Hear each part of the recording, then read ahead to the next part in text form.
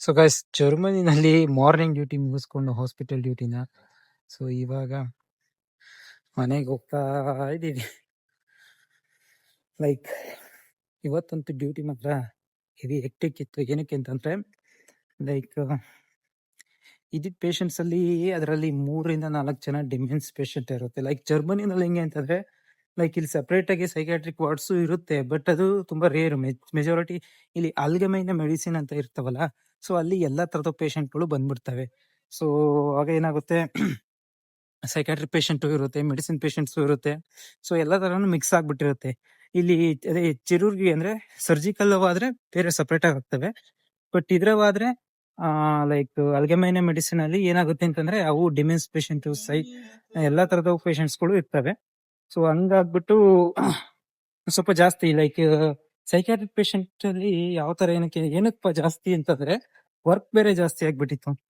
So like ಈಗ patient ನ like isolation ಆಗಿ ಇಟ್ಟಿರ್ತೀವಿ. ಐಸೋಲೇಷನ್ ಆಗಿ ಇಟ್ಟಿದ್ರೆ ಏನ್ ಮಾಡ್ತಾರೆ, ಈ ಡಿಮೆನ್ಸ್ ಇದ್ದಾರೆ ಏನ್ ಮಾಡ್ತಾರೆ, ಹಂಗಂಗೆ ಹೊರಗ್ ಬರ್ತಿರ್ತಾರೆ.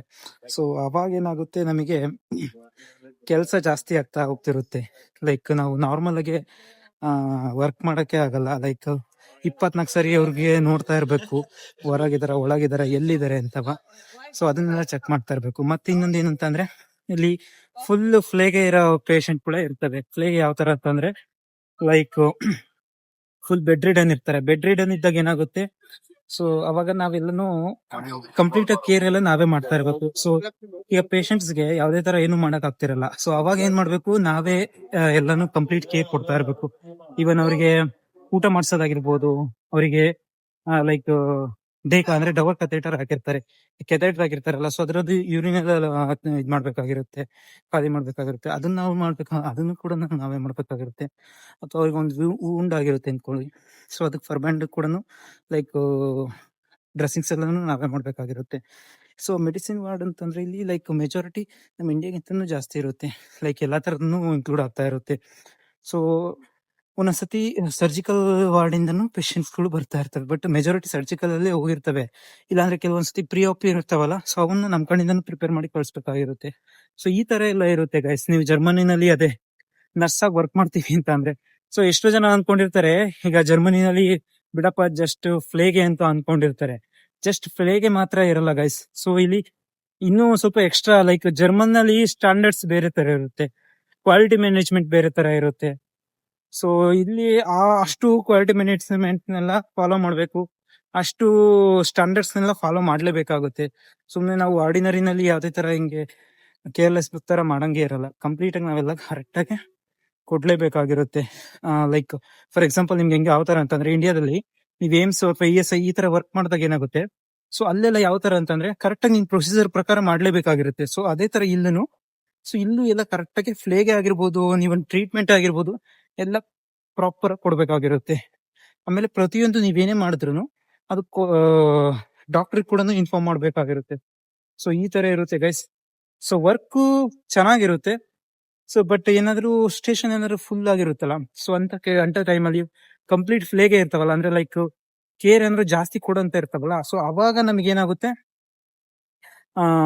ಕೆಲಸ ಜಾಸ್ತಿ ಆಗುತ್ತೆ. ಬಟ್ ಏನಾಗುತ್ತೆ ಅಂತಂದ್ರೆ ಲೈಕ್ ನಮ್ಗೆ ಶೂಲರ್ಸ್ ಅಂದ್ರೆ ಲೈಕ್ ನಾವು ಸ್ಟೂಡೆಂಟ್ಸ್ ಆಗಿರ್ತಾರಲ್ಲ, ಸ್ಟೂಡೆಂಟ್ಸ್ ಗಳು ಇದ್ದಾಗ, ಆಮೇಲೆ ಇಲ್ಲಾಂದ್ರೆ ಕೆಲವರು ಹೆಲ್ಪರ್ ಇದ್ದಾಗ, ಸೊ ಅಂದ್ರೆ ಲೈಕ್ ಯಾರ್ಯಾರು ಅನೇರ್ಕಿನ ಮಾಡ್ತಿರ್ತಾರಲ್ಲ, ಸೊ ಅಂದ್ರೆ ಬೇರೆ ಕಂಟ್ರಿಯಿಂದ ಬಂದು ಯಾರು ಮಾಡ್ತಿರ್ತಾರೋ, ಸೊ ಅವಾಗ ಅವರೆಲ್ಲ ಇದ್ದಾಗ ಲೈಕ್ ನಾವು ಅಂದ್ರೆ ನಾನು ಬಿಫೋರ್ ಎಕ್ಸಾಮ್ಗಿಂತ ಏನ್ ಮಾಡ್ತಿದ್ನಲ್ಲ, ಸೊ ಆ ತರ ಇದ್ದಾಗೆಲ್ಲ ಏನಾಗುತ್ತೆ, ಸೊ ನಮಗೆ ಸ್ವಲ್ಪ ಹೆಲ್ಪ್ ಆಗುತ್ತೆ. ಲೈಕ್ ನಮ್ ಕೆಲ್ಸನೂ ಅವ್ರು ಮಾಡ್ತಾರೆ.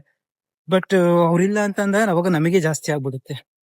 ಸೊ ಇದು ಇವತ್ತು ಏನಕ್ಕೆ ಅಂತಂದ್ರೆ, ಇವತ್ತು ಲೈಕ್ ಸಂಡೇ ಐತೆ, ಸಂಡೇ ಇದ್ರೂ ಕೂಡ ಇಷ್ಟೊಂದು ವರ್ಕ್ ಜಾಸ್ತಿ ಇರುತ್ತೆ. ಸಂಡೇ ಇದ್ರೆ ಏನು ಅಂತ ಕೇಳ್ಬೋದು ನೀವು. ಸಂಡೇ ಇದ್ರೆ ಏನಾಗುತ್ತೆ ಅಂತಂದ್ರೆ ಲೈಕ್ ಡಾಕ್ಟರ್ ವಿಸಿಟ್ ಇರಲ್ಲ ನಮ್ಮ ಹಾಸ್ಪಿಟಲ್, ಬೇರೆ ಹಾಸ್ಪಿಟಲ್ ಗೊತ್ತಿರಲ್ಲ. ಸ್ಯಾಟರ್ಡೆ ಸಂಡೇ ಡಾಕ್ಟರ್ ವಿಸಿಟ್ ಇರಲ್ಲ. ಸೊ ಹಂಗಾಗಿ ವಿಸಿಟ್ ಇರಲ್ಲ. ಸೊ ಅಲ್ಲಿ ನಮಗೆ 1 ಅವರ್ ಟೈಮ್ ಎಕ್ಸ್ಟ್ರಾ ಸಿಕ್ತಂಗ ಆಗುತ್ತೆ. ಬಟ್ ನಾರ್ಮಲ್ ಡೇಸ್ ಅಲ್ಲಿ ಏನಾಗುತ್ತೆ ಗೊತ್ತಾ, ನಾರ್ಮಲ್ ಡೇಸ್ ಅಲ್ಲಿ ಕೇರು ಜಾಸ್ತಿ ಇರುತ್ತೆ, ವಿಸಿಟ್ ಏನೂ ಇರುತ್ತೆ. ವಿಸಿಟ್ ಏನಲ್ಲಿ ಇದ್ದಾಗ ಲೈಕ್ ವಿಸಿಟ್ ಇದ್ದಾಗ ಸೊ ನಾವು ಆ ವಿಸಿಟ್ ಅಟೆಂಡ್ ಮಾಡ್ಲೇಬೇಕಾಗಿರುತ್ತೆ. ಅದ್ ಬಿಟ್ಟು ಬೇರೆ ಕಡೆ ಎಲ್ಲೂ ನಾವೇನು ಮಾಡಂಗಿರಲ್ಲ. ಸೊ ಹಂಗಾಗಿ ನಾರ್ಮಲ್ ಡೇಸ್ ಅಲ್ಲಿ ಇನ್ನೂ ಜಾಸ್ತಿ ವರ್ಕ್ ಆಗುತ್ತೆ. ಸೊ ಈ ತರ ಇರುತ್ತೆ ಗೈಸ್ ನರ್ಸಿಂಗ್ದು ಜರ್ಮನಿಯಲ್ಲಿ ಕೆಲಸ. ಮತ್ತೆ ಇನ್ನೂ ಯಾವ ಥರ ಇರುತ್ತೆ ಅಂತ ಮುಂದಿನ ವೀಡಿಯೋಸ್ ತಿಳಿಸ್ತಾ ಹೋಗ್ತೀನಿ. ಸೊ ಹಂಗಾಗಿ ಗ್ಲೋಬಲ್ ವೈಬ್ಸ್ ಕನ್ನಡ ಯೂಟ್ಯೂಬ್ ಚಾನಲ್‌ನ ಸಬ್ಸ್ಕ್ರೈಬ್ ಮಾಡಿ, ಲೈಕ್ ಮಾಡಿ, ಶೇರ್ ಮಾಡಿ. Thanks for watching. Bye bye.